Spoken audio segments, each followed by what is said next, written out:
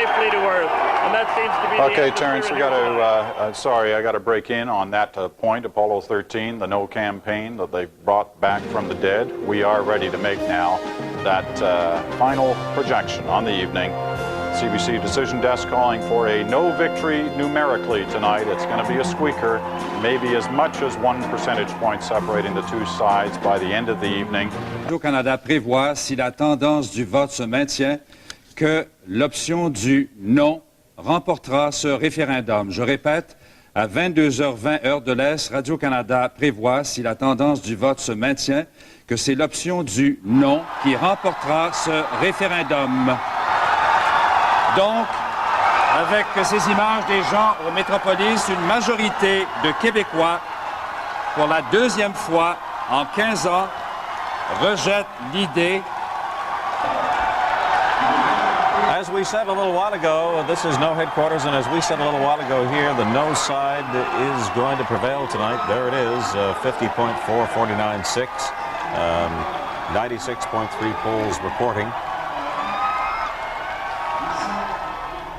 Another occasion for celebration at those headquarters, but is it a Pyrrhic victory tonight? Who knows? At least we do know this much, and we get back to say it again, that the yes side does not have enough to form a country on Quebec soil tonight, and the no side...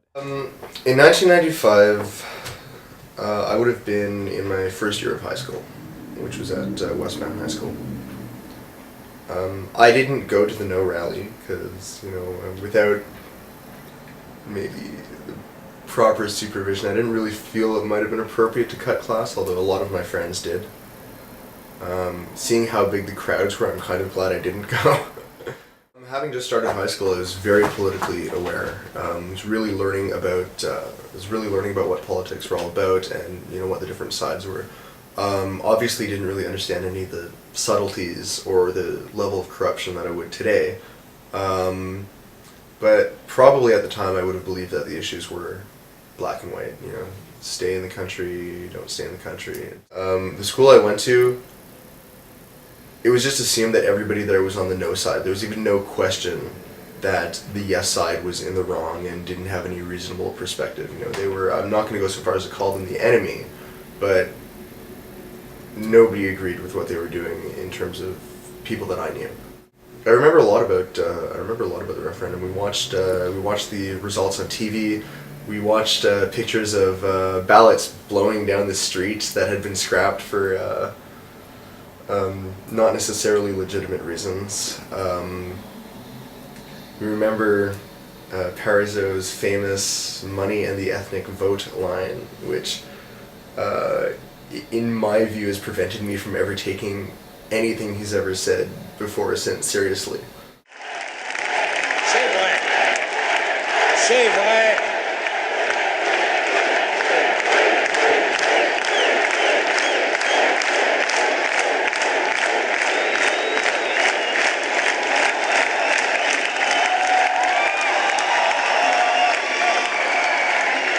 C'est vrai qu'on a été battu au fond par quoi? Par l'argent puis des votes ethniques, essentiellement.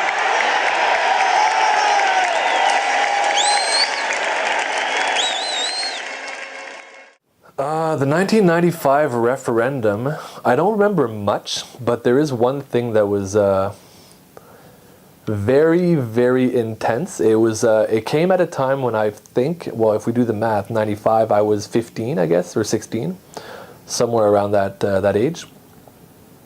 And the thing I remember most, oddly, is that I had a very important exam the next day. I forget what it was about or what subject matter it was, but I had an important exam the next morning.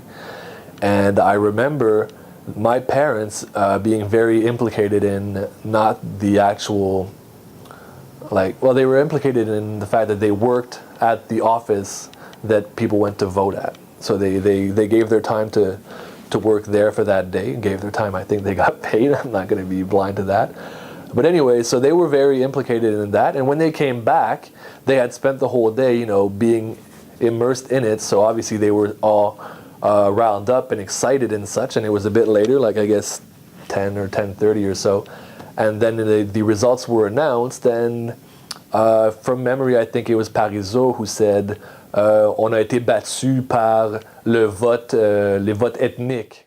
I remember my dad losing it completely, like feeling absolutely insulted by that, essentially because he was being outcast as ethnic and being not part of this Quebec that he had voted for his own. He had voted for what he wanted and being, blamed for the losing party, for that. And I don't know. And my dad essentially lost it on me and got into this whole half, tipsy, drunken, philosophical discussion till like 1:30 in the morning with me. I remember I was getting mad at him just because I needed to go to bed because I had an exam the next day. But I do remember that being a very, very heated evening in my household. Yeah, tensions were running high in high school that day. The Francophones in my high school were all very strongly, they felt really, they were all really nationalist sort of Francophones, and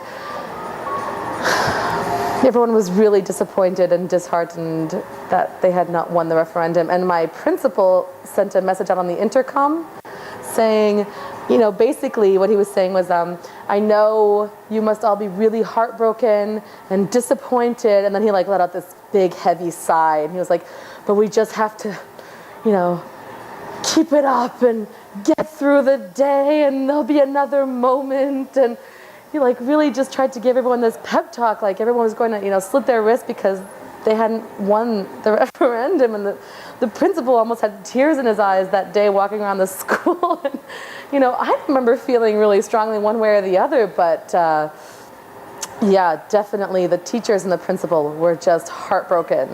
And there was some tension amongst the students, but it was really coming from the teachers and the administration more than the students, which I felt was just terrible because it was this really multicultural school. And people were from all over the world, from all these different cultures and religions, and here he is assuming that everyone really gives a shit about the referendum. When they left, China and Romania to come here and give a better life to their kids, I don't think that they really were so preoccupied with the politics of Quebec. So I don't know, I just felt really, he was making these big assumptions. Actually, that time, we were walking in the hallway, we were speaking English, and I think he gave us a really hard time for that. In that week, it was really you guys are keeping us down. Do you realize that you're responsible for that? And it was also terrible that he was taking Parizeau's side, and Parizeau had been so offensive, but he was it's because of the immigrants, and everyone in my school was an immigrant, and you can't really side with Parizeau after that, with this crowd specifically. It was really misplaced in that environment. I don't actually remember very much in terms of politics, of course, mostly because I was 10. But I do remember sort of conversations about what would happen if Quebec separated, and a lot of friends being Anglophones and their families being Anglophones saying that there was no question that they were leaving Quebec. And I remember asking, or sort of trying to get an understanding from my parents about what was going to happen to our family in particular. And there was always a big question mark. We weren't necessarily going to leave, but I think that we probably would have had a serious conversation about it. It would have been a big enough issue that we would have considered what we were going to do. My best friend, who was my neighbor growing up, her parents were from Newfoundland and they moved back to Newfoundland around the same time, so I was devastated. And then when I found out that it was because of the referendum, I was even more sort of upset at that. But she loves Newfoundland and I get to go visit now, so it's fine.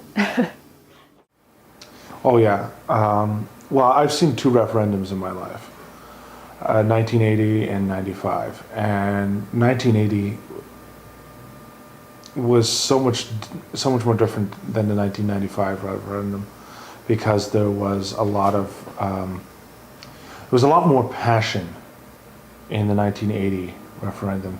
It meant so much more. It wasn't so much political, it was much more cultural. But because it was much more cultural, there was a lot more racism. My mother had the big red no sign on her side of the street, and the French family across the street had the big we sign, and it was just us against them. And I learned that from a very early age. I was 9 years old. Now, the conflict between the French and English exploded after 1980 because they lost, and it just got worse for us. You know, it's like there were times when I just didn't want to go outside. You know, the woman across the street, the parents across the street were just not good people. They would do whatever the hell they wanted. They treated people, they were essentially just white trash who had no common sense, had no decency, and would deliberately come up to our front stairs on Saint Jean Baptiste Day and like sticker flags all over the place, and just like the Quebec flag going, you know, just really trying to just anger my mother. And my mother had an explosive temper, so it was never a good idea to piss her off. Well, that's the thing about, like, after René Lévesque, is René Lévesque had a vision about Quebec. And I respected him for that, because he wanted something for the people. He didn't want something for the French people, he wanted something for the people of Quebec. And I respected his message. But unfortunately, there's a lot, like any party, there's a racial element. And PQ is no different. And it's French, French, French, French, French, French, French. It's not, and that's what Quebec became. It's for the French people. It's not for anybody else. It's for the French people, and that's how I saw it. It wasn't so much about being a movement or about separation. It was about having their own little country and excluding a whole lot of people in the process. And Jacques Parizeau said it best. You know, it's like, it's blame the immigrants and blame big business. You know, it's like that. He pretty much sealed their fate when he opened his mouth. J'étais toute jeune, je me souviens pas très bien. Je me souviens que j'avais une amie qui était, elle, anglophone, qui restait pas très loin de chez moi. Et puis ses parents avaient décidé, eux, que si le référendum passait pour le oui, la séparation du Québec, ils voulaient déménager. C'est le souvenir que j'ai du référendum de mon enfance. C'est que j'avais une de mes amies qui était supposée de partir si le Québec se séparait du reste du Canada. C'est le seul souvenir que j'ai de ce référendum-là. Not a whole lot. My parents were very no. They didn't want to separate from Canada at all. And actually, it was quite established that would the yes have passed, we would probably have moved. We do enjoy Canada quite a bit, everything that Canada does in general. We're quite well perceived internationally. So, I mean, we do feel good about, you know, being Canadian. And if you change country, you become that separatist country. I don't know, it doesn't seem, or at least I wouldn't view a separatist country in a very good light unless I knew that they were being terribly oppressed, which I really couldn't have said that Quebec was. But my attitude towards the referendum was mostly shaped by what my parents believed, obviously. I wasn't really old enough to know all the, les enjeux. I remember the signs. I remember one in particular that was rather silly. It was oui, and they had used a Canadian dollar for the O. That stuck. I was like, that's really funny. There were a lot of sore losers and happy winners, but that's how it always is, I guess.